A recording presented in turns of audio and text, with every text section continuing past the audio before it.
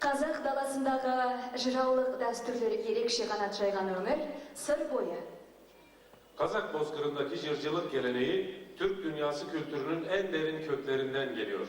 Bu yüzden sır suleylerinin geleneğin asıl kökünü Türk halklarının ortak destan miraslarında aramak gerekiyor. Көне түркі жазуларындағы жырлардан бастап, Қорқыт, Асанғайғы, Қазтуған, Шалкиіз, Доспамбет, Ақтамберді бұғар жыраулардың бізге жеткен бұралары бір өзектен тарайтын дүниелер. Сахнада қазақтың жыршылық дәстүрінің бүгінгі өкілі Олжан Байбосынова.